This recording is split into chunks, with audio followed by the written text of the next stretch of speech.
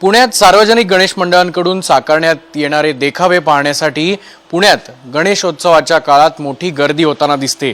आता हे देखावे तयार होतानाचं खरं चित्र जे आहे ते थेट या कार्यशाळेतनं म्हणजेच एका फॅक्टरीतनं मी तुम्हाला दाखवतोय। ते म्हणजे पुण्यातल्या तब्बल 50 वर्षांहून अधिक असलेल्या तारू कुटुंबियांच्या हा कारखान्यातले सगळे। आता isakal.com आहे देशातील नंबर 1 ची मराठी न्यूज वेबसाईट। प्रत्येक अपडेटसाठी isakal.com ला नक्की भेट द्या।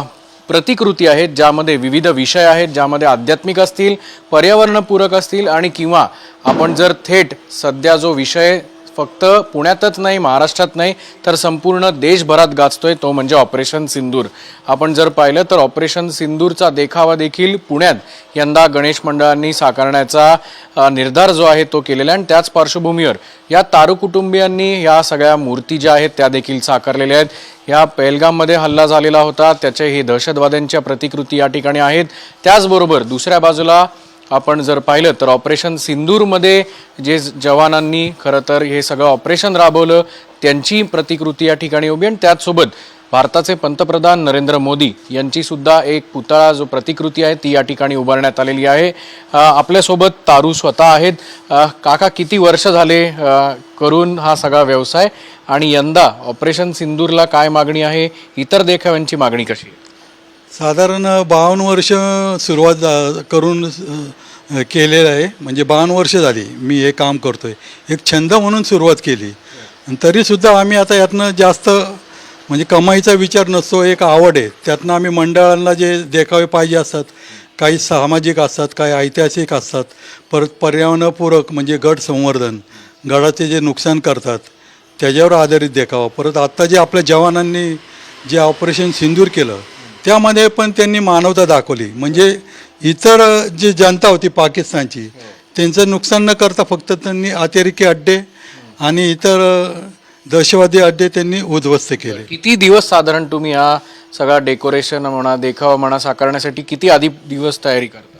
साधारण आमची 6-1 महिने आधी तयारी असते, कारण इथं कामगार कोणी नाही, घरातलेच आम्ही करत असतो, त्यामुळं वेळ लागतो। त्यामुळं आम्ही आपलं सुरुवातीपासून 6 महिन्यापासून आपलं एक वेळ पण जातो आणि आपलं काम पण होतं। अशा यंदा कुठले कुठले देखावे आहेत?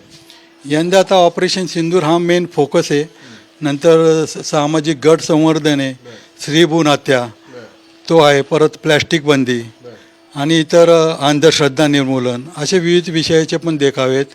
तरच ऐतिहासिक पौराणिकमध्ये सिंदूरासुराचा वध, होलिका दहन असे पण अनेक देखावे आहेत। आपण बघू शकतो की पुण्यातल्या गणेशोत्सवाच्या काळात देखाव्यांची जी ख्याती असते ती साता समुद्रा पार गेलेली असते आणि हे देखावे बघण्यासाठी ज्यामध्ये विविध कलागुणांचा देखील समावेश असतो ते देखील जे देखावे आहेत ते पाहण्यासाठी मोठी गर्दी होताना दिसते। आणि हेच सगळे देखावे गेल्या 50 वर्षांपासून हे तारू कुटुंबीय साकारते आणि यंदा ऑपरेशन सिंदूर पाहण्यासाठी आणि याचबरोबर वैविध्यपूर्ण देखाव्याचा नजराणा पुणेकरांना गणेशोत्सवात पाहायला मिळणार हे मात्र तेवढंच नक्की आहे। कॅमेरामन किरण काजवेसह अक्षय बडवे, साम टीव्ही न्यूज, पुणे।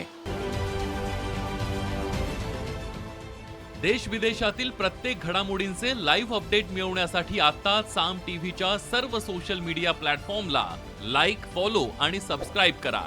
तसंच सर्व नोटिफिकेशनसाठी बेल आयकॉन प्रेस करायला विसरू नका।